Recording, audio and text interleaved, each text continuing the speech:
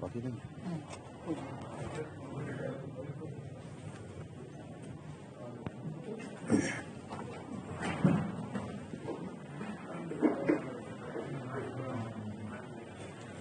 چندوران کے بعد دیتا ہوں. آگے آگے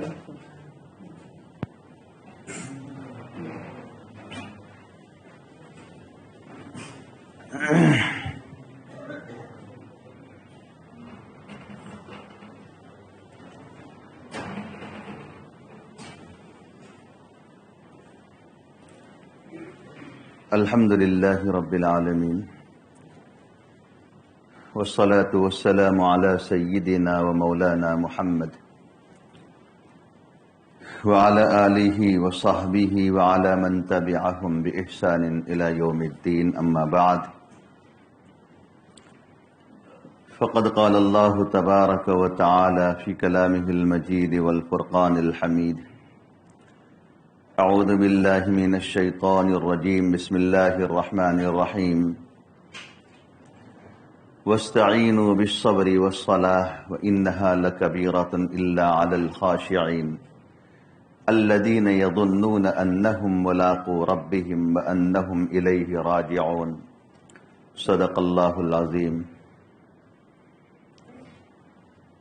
بزرگوں اور بھائیوں، پہلے روزے سے ایک مضمون لے کر ہم چلے ہیں، اور وہ مضمون یہ ہے کہ اللہ تبارک و تعالی نے اہل کتاب کو بے شمار نعمتوں سے نوازا تھا. ان نعمتوں کا تقاضا یہ تھا کہ وہ اللہ کی ذات کو پہچاننے والے بنتے. ان نعمتوں کا تقاضا یہ تھا کہ وہ انبیاء کرام علیہم الصلاۃ والسلام اور بالخصوص آپ علیہ الصلاۃ والسلام کی ذات پر ایمان لاتے اور آپ کی تعلیمات پر عمل کرتے. لیکن دو چیزوں نے ان کو ایمان لانے اور اعمال صالحہ کرنے سے روک دیا تھا. کل آپ کے سامنے ذکر میں نے کیا تھا کہ دو چیزیں ایسی ان کے اندر سرایت کر گئی تھی، دو چیزوں نے ان کے اندر ایسا گھر بنا لیا تھا کہ اس کی وجہ سے وہ ایمان کے لیے بھی آمادہ نہیں تھے اور اعمال صالحہ کے لیے بھی آمادہ نہیں تھے. اور وہ کیا تھا؟ آپ کو بتایا تھا میں نے کہ مال کی محبت اور منصب اور عہدے کی محبت، یہ دو چیزیں ایسی ہیں کہ جو آدمی کو کبھی جھکنے نہیں دیتی. مال کی محبت دل میں بیٹھ جاتی ہے تب بھی آدمی کسی کے سامنے جھکتا نہیں ہے، اور عہدہ اور منصب کسی کو حاصل ہوتا ہے تو اس کا بھی وہ غلط فائدہ اٹھاتا ہے. تو یہ دو چیزیں بنی اسرائیل کے اندر، اہل کتاب کے اندر پائی جاتی تھی. مال بھی تھا اور منصب اور عہدہ بھی ان کے پاس تھا، اس لیے ایمان کے لیے آمادہ نہیں تھے، اعمال صالحہ کے لیے آمادہ نہیں تھے. اللہ تبارک و تعالیٰ نے اس روگ کو اور اس مرض کو نکالنے کے لیے ایک علاج بتایا تھا، اور وہ علاج کیا تھا کہ نماز قائم کرو. نماز قائم کرنے سے عہدے کا اور منصب کا نشہ اتر جائے گا، اور زکوٰۃ ادا کیا کرو. زکوٰۃ ادا کرنے سے مال کی محبت دل سے نکل جائے گی. چنانچہ اسی کو اللہ تبارک و تعالیٰ یہاں یہ ذکر فرماتے ہیں کہ وَاسْتَعِينُوا بِالصَّبْرِ وَالصَّلَاةِ، صبر اور نماز کے ذریعے اللہ کی مدد طلب کرو. ایمان لانے سے جو چیز تم کو روکتی ہے وہ مال کی محبت ہے اور منصب اور عہدے کی محبت ہے. لہذا اللہ تبارک و تعالیٰ کی مدد طلب کرو ایمان لانے کے لیے، صبر کے ذریعے اور نماز کے ذریعے. قرآن مجید میں یہ صبر کا لفظ استعمال ہوتا ہے، کئی جگہوں پر آیا ہے، بے شمار جگہوں پر آیا ہے. صبر کا لفظ جب ہمارے کانوں میں پڑتا ہے تو ہم اس کا ایک مخصوص معنی لے لیتے ہیں، اور وہ یہ ہے کہ کوئی ہم پر ظلم کرے تو ہاتھ باندھ کر بیٹھ جانا اور اس کی پٹائی کھاتے رہنے کا. یہ ایک مخصوص معنی ہے. صبر کا لفظ جب بولا جاتا ہے تو ہم اپنے دل و دماغ میں ایک مخصوص اس کا معنی لے لیتے ہیں، اور وہ یہ ہے کہ جب کوئی ہمیں برا کہے، کوئی ہمیں گالی گلوچ کرے، اسی طریقے سے ہم پر کوئی ظلم کرے، پٹائی کرے، ہاتھ اٹھائے ہم پر، تو اس کی پٹائی کھاتے رہنے کا اور اس کے سامنے کچھ بھی نہیں بولنے کا، صبر کرنے کا، صبر کرو، پٹائی کھاؤ، مار کھاؤ، صبر کرو، یہ معنی ہم نے سمجھ لیا ہے۔ حالانکہ یہ تو معنی ہے ہی، لیکن اس کے علاوہ بے شمار معنی ہیں۔ صبر کا ایک معنی یہ ہے کہ اللہ کی اطاعت پر اپنے آپ کو جمع دینا، ایک معنی یہ ہے کہ اللہ کی اطاعت پر اپنے آپ کو جمع دینا۔ کیا اللہ کی اطاعت پر ہم اپنے آپ کو جماتے ہیں؟ دوسرا معنی ہے کہ گناہوں سے اپنے آپ کو روکنا، گناہوں سے اپنے آپ کو روکنا، نفس پر کنٹرول کرنا۔ اور تیسرا معنی ہے کہ کوئی ناگوار چیز پیش آئے تو اس کو برداشت کرنا۔ اور ایک چوتھا معنی مفتی شفیع صاحب رحمۃ اللہ علیہ نے ذکر فرمایا ہے کہ اپنی لذتوں پر اور خواہشات پر کنٹرول کرنا، لذتوں پر اور خواہشات پر کنٹرول کرنا۔ جب آدمی اپنی لذتوں پر، اپنا نفس جس چیز کے لیے آمادہ ہے، جس چیز کی طرف نفس کا میلان ہے، جس چیز کی نفس خواہش کرتا ہے، اس پر اگر کوئی شخص کنٹرول کرے گا تو اس کنٹرول کی وجہ سے مال کی محبت دل سے نکل جائے گی، مال کی محبت دل سے نکل جائے گی اس کنٹرول کی وجہ سے۔ نفس چاہتا ہے کہ آج تو مجھے جانا ہے، کہاں؟ آج تو جانا ہے مجھے ہوٹل میں کھانے کے لیے، آج تو جانا ہے گھومنے کے لیے۔ نفس یہ کہتا ہے، نفس آمادہ ہے اور مال خرچ کرنے کے لیے نفس اس کو ابھار رہا ہے، لیکن اپنے آپ پر کنٹرول کیا، خواہشات پر کنٹرول کیا اور نفس کو سمجھایا کہ نہیں جانا ہے، نہیں جانا ہے، تو کیا ہوگا؟ اس سے مال جو ایک غلط چیز کی طرف جانے والا تھا، خرچ ہونے والا تھا، اس کی محبت دل سے نکل جائے گی اور صحیح راستے میں مال خرچ ہوگا، صحیح راستے میں مال خرچ ہوگا۔ تو ایک تو یہ ہے کہ آدمی اپنی لذتوں پر اور خواہشات پر کنٹرول کرے، اور نماز قائم کرے گا تو نماز کے اندر تو بہت سی جائز چیزوں کو بھی ہمیں چھوڑنا پڑتا ہے۔ کھانا جائز ہے، لیکن نماز میں اگر کوئی شخص کھائے گا تو مفتیان کرام فتویٰ دے دیں گے کہ نماز ٹوٹ گئی۔ چلنا جائز ہے، لیکن نماز میں مخصوص اگر مقدار کے مطابق چلا ہے تو نماز ٹوٹ جائے گی۔ پینا جائز ہے، لیکن نماز کے اندر اگر کوئی شخص کوئی چیز پی لے گا تو نماز ٹوٹ جائے گی۔ بات چیت کرنا عام حالات میں جائز ہے، نماز سے باہر جائز ہے، لیکن نماز کے اندر کلام کرے گا، بات چیت کرے گا تو نماز اس کی فاسد ہو جائے گی۔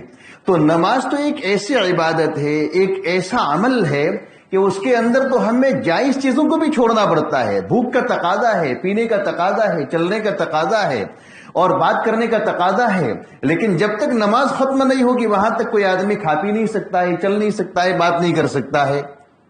تو اللہ تبارک و تعالیٰ نے یہ دو عمل بتائے اہل کتاب کو کہ صبر کرو، یعنی اپنی خواہشات پر اور اپنی لذتوں پر کنٹرول کرو، مال کی محبت دل سے نکل جائے گی، اور نماز ادا کرو، نماز ادا کرنے سے عہدے اور منصب کا نشہ اتر جائے گا۔ اللہ تعالیٰ فرماتے ہیں وَاسْتَعِينُوا بِالصَّبْرِ وَالصَّلَاةِ وَإِنَّهَا لَكَبِيرَةٌ إِلَّا عَلَى الْخَاشِعِينَ۔ نماز کہہ رہے کہ بہت دشوار ہے، شاق ہے، مگر خاشعین پر، اللہ کے خاشع بندے، ان کے لیے نماز دشوار نہیں ہے۔ اللہ سے ڈرنے والے جو بندے ہیں ان کے لیے نماز دشوار نہیں ہے۔ نماز تو بوجھ کس کے لیے ہے؟ جو نماز کا عادی نہ ہو، جس کو زبردستی نماز میں پکڑ کر لایا جاتا ہو، اس کے لیے نماز بوجھ ہے، اس کے لیے مسجد کے اندر آنا بوجھ بن گیا ہے۔ لیکن جو لوگ مسجد کے کھوٹے ہیں وہ تو اذان کا انتظار کرتے ہیں، وہ تو اذان کا انتظار کرتے ہیں۔ اسی لیے ایک حدیث کے اندر نبی اکرم صلی اللہ علیہ وسلم ارشاد فرماتے ہیں کہ قیامت کے روز 7 شخص اللہ کے عرش کے سائے میں ہوں گے۔ 7 یذلہم اللہ لا ذل الا ذلہ، کہ 7 آدمی ایسے ہیں کہ جو قیامت کے دن اللہ کے عرش کے سائے میں ہوں گے، اور اللہ کے عرش کے سائے کے علاوہ دوسرا کوئی سایہ نہیں ہوگا. اس میں ایک آدمی بتایا ہے کہ رجل قلبہ معلق بالمساجد، رجل قلبہ معلق بالمساجد، ایک ایسا آدمی کہ جس کا دل مسجد سے اٹکا ہوا ہے، اپنی تجارت میں ہے، اپنے کاروبار میں ہے، اپنی دکان پر ہے اور اپنے کام میں لگا ہوا ہے، لیکن اس کا دل مسجد میں اٹکا ہوا ہے. ہر وقت جیسے اذان ہوتی ہے اپنے کاروبار کو چھوڑ کر مسجد میں آ جاتا ہے، اپنی دکان کا شٹر بند کر کے مسجد میں آ جاتا ہے فوراً. تو ایسے شخص کے لیے اللہ کے رسول صلی اللہ علیہ وسلم فرماتے ہیں کہ ایسا شخص عرش کے سائے میں ہوگا جس وقت اللہ کے عرش کے سائے کے علاوہ دوسرا کوئی سایہ نہیں ہوگا. یہاں پر خاشع کا لفظ ہے، وَإِنَّهَا لَكَبِيرَةٌ، یہ نماز بڑی شاق ہے، مگر ہاں اللہ کے خاشع بندے جو اللہ سے ڈرنے والے ہیں، ایسے لوگوں کے لیے نماز دشوار نہیں ہے. وہ تو نماز کا انتظار کرتے ہیں، فرائض بھی پڑھتے ہیں، نوافل بھی پڑھتے ہیں، وہ تو نماز کا انتظار کرتے ہیں. اپنے کاروبار میں اور تجارت میں بھی ہونے کے باوجود نماز کے لیے اذان کا انتظار کرتے ہیں. تو خاشع کا لفظ ہے قرآن مجید میں. یہ خاشع کا، خشع کا یہ لفظ بہت سی جگہوں پر استعمال ہوا ہے. اور ایک لفظ ہے خضع، خضوع. ہم کہتے ہیں کہ بھئی نماز میں خشوع اور خضوع پیدا کرو، نماز میں خشوع خضوع پیدا کرو، یا خشوع خضوع کے ساتھ نماز پڑھو. تو یہ خشوع اور خضوع کیا ہے؟ مفتی شفیع صاحب رحمۃ اللہ علیہ نے معارف القرآن میں تحریر فرمایا ہے کہ خشوع کا لفظ دل کی ایک کیفیت کو کہتے ہیں، دل کے خوف کو اور دل کے ڈر کو کہتے ہیں. خشع کا لفظ جب بولا جاتا ہے تو اس سے معنی ہوتا ہے دل کا خوف، یعنی دل میں اللہ کا خوف ہو. دل میں کیا ہو؟ اللہ کا خوف ہو. نماز کے لیے کھڑا ہو تو دل میں یہ خوف ہو اللہ کا کہ میں ایک بہت بڑی ذات کے سامنے کھڑا ہوں، پتہ نہیں اس کا حق مجھ سے ادا ہوگا یا نہیں ہوگا، پتہ نہیں اس کا حق مجھ سے ادا ہوگا یا نہیں ہوگا. دل کی ایک کیفیت ہوتی ہے، دل کا ایک ڈر ہوتا ہے، دل میں ایک خوف ہوتا ہے کہ ایک بہت بڑی ذات کے سامنے میں ہم کلامی کے لیے، اس کے عبادت کے لیے میں کھڑا ہوں. پتہ نہیں اس نے جس طریقے سے نماز پڑھنے کا حکم دیا ہے اور اس کے رسول نے نماز پڑھنے کا جس طریقے سے ہمیں طریقہ بتایا ہے، اس طریقے کے مطابق ہم نماز پڑھ پائیں گے یا نہیں پڑھ پائیں گے. تو اس کا دل ڈرتا ہے. تو دل کے ڈر کو اور دل کے خوف کو کہتے ہیں خشوع، اور خضوع کہتے ہیں ظاہری اعضاء. ظاہری اعضاء سے تواضع کا ٹپکنا، ظاہری اعضاء سے تواضع کا ٹپکنا. اس کی زبان صحیح بولنے والی ہو، پاؤں صحیح چلنے والے ہو، نگاہیں جھکی ہوئی ہو، کان غلط چیزوں کو سننے والے نہ ہو، ہاتھ پاؤں غلط چیزوں کی طرف بڑھنے والے نہ ہو، اس کے اعضاء جھکے ہوئے ہو. اسی لیے مفتی شفیع صاحب رحمۃ اللہ علیہ نے لکھا ہے کہ جس آدمی کے دل کے اندر خشوع ہوتا ہے، یعنی اللہ کا ڈر ہوتا ہے، تو آٹومیٹک اس کے ظاہری اعضاء سے تواضع ظاہر ہو جاتی ہے، آٹومیٹک ظاہر ہوتی ہے. دل کا ڈر اس کو ابھارتا ہے اس بات کی طرف کہ اس کی آنکھیں غلط چیز کو نہ دیکھے، اس کے ہاتھ پاؤں ناجائز کاموں کی طرف نہ بڑھے، اس کے اعضاء غلط کام کے لیے، گناہ کے کام کے لیے نہ بڑھے. جب دل کا ڈر ہوتا ہے تو حضرت نے یہ تحریر فرمایا ہے کہ جب دل کا ڈر ہوتا ہے تو اس کے اعضاء، ظاہری اعضاء کے اندر بھی کیا ہوتا ہے؟ ایک تواضع پیدا ہو جاتی، انکساری پیدا ہو جاتی ہے. اور سامنے والا، دیکھنے والا شخص یہ تصور کرتا ہے کہ اس کا دل ڈر رہا ہے، اس کا دل اللہ کے خوف سے سمجھے ڈر رہا ہے، اللہ کی عظمت سے، اس کے ڈر سے اس کا دل معمور ہے. لیکن اس کا برعکس، اس کا الٹا، کہ دل میں تو ڈر نہ ہو، دل میں تو اللہ کا ڈر نہ ہو، لیکن ظاہری طور پر کوئی بڑا شخص آوے، کوئی بڑا بزرگ آوے تو اپنے آپ کو جھکا دے اور جھک کر سلام کرے اور بہت لجاجت سے بات کرے، تو یہ مطلوب نہیں ہے. حضرت فرماتے ہیں کہ اس کا کوئی اعتبار نہیں ہے. آج ہمارا عام مرض اور عام روگ کہ دل کے اندر تو ڈر نہیں ہے، لیکن کوئی بڑی شخصیت آتی ہے، کوئی بڑا آدمی آتا ہے تو جھک کر سلام کرتے ہیں اور حضرت اور جناب والا اور فلاں اور یہ اور وہ، اس طریقے سے دل کے اندر تو ڈر ہوتا نہیں ہے۔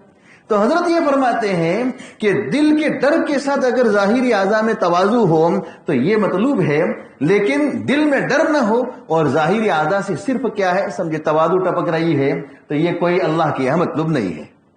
اسی لیے ایک مرتبہ حضرت عمر رضی اللہ تعالیٰ عنہ نے ایک شخص کو دیکھا کہ اپنے آپ کو جھکائے ہوئے بیٹھا ہے، اپنے آپ کو جھکائے ہوئے بیٹھا، تو حضرت پیچھے گئے اور پیچھے زور سے لگایا اور کہا کہ سیدھے بیٹھو، یہ جھکانے کا نام تواضع تھوڑی ہے، جھکانے کا نام تواضع نہیں ہے، تواضع تو دل سے ہوتی ہے۔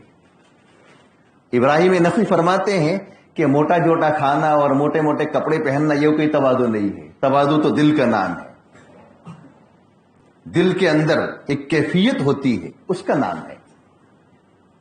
تو بہرحال میں تو عرض کر رہا تھا کہ ان اہل کتاب سے یہ کہا جا رہا ہے کہ تمہارے اندر مال کی محبت ہے اور عہدے اور منصب کی محبت ہے، تو اس عہدے اور منصب کی محبت کو اور مال کی محبت کو نکالنے کے لیے کیا کرو، صبر سے کام لو، یعنی اپنی خواہشات پر اور لذتوں پر کنٹرول کرو، مال کی محبت دل سے نکل جائے گی، اور نماز قائم کرو، عہدے کی محبت دل سے نکل جائے گی۔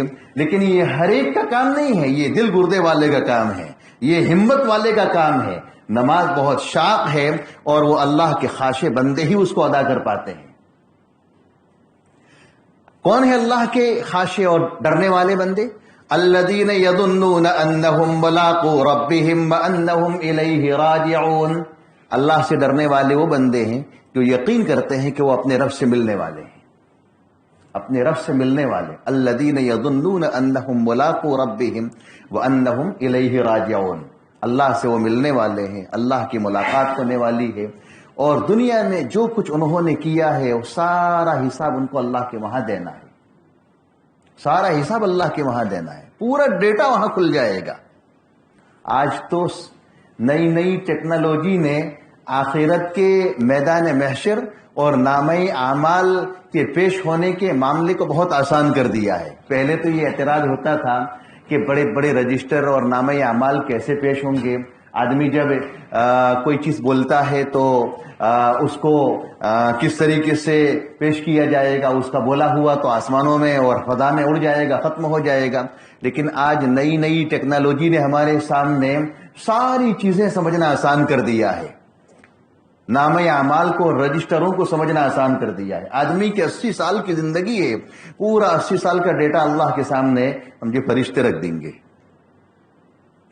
آدھار کارڈ لگاتے ہیں تو بینک کی پوری ڈیٹیل آ جاتی ہے، ارے ہے نا، آدھار کارڈ کا نمبر لگاتے ہیں، پوری بینک ڈیٹیل آ جاتی ہے، اپنی پوری لائف آ جاتی ہے، کیا کیا ہے، نام، سرنیم، اور کوئی پاسورڈ نمبر ہوتا ہے وہ لگاتے ہیں تو ہمارے سامنے پوری ڈیٹیل کھل جاتی ہے۔ آپ کا بینک اکاؤنٹ اگر کھلا ہوا ہو 25 سال سے، اور 25 سال کا ڈیٹا اگر آپ کو معلوم کرنا ہو تو آپ بینک والے سے لجاجت کر کے وہ معلوم کر سکتے ہیں، حالانکہ وہ تو آپ نے سب ختم کر دیا ہے، لیکن ساری چیزیں موجود ہیں وہاں۔ تو یہ اللہ کے خاشع بندے کون ہیں؟ جو یقین کرتے ہیں، یظنون، یقین یہاں پر ظن گمان کے معنی میں نہیں ہے بلکہ یقین کے معنی میں، یقین کرتے ہیں کس بات کا؟ کہ وہ اپنے رب سے ملنے والے ہیں اور ان کو اپنے رب کے پاس لوٹ کر جانا ہے، اور دنیا کے اندر جو کچھ انہوں نے کیا ہے اس سارے کیے کا ان کو جواب دینا ہے، حساب دینا ہے۔ اللہ تبارک و تعالی ہم سب کو اس پر عمل کرنے کی توفیق عطا فرمائے، مال اور منصب کی محبت ہمارے دلوں سے نکال کر تواضع، خشوع اور خضوع، نماز قائم کرنے والا اور صبر کرنے والا ہم سب کو بنا دے۔ وآخر دعوانا ان الحمدللہ رب العالمین۔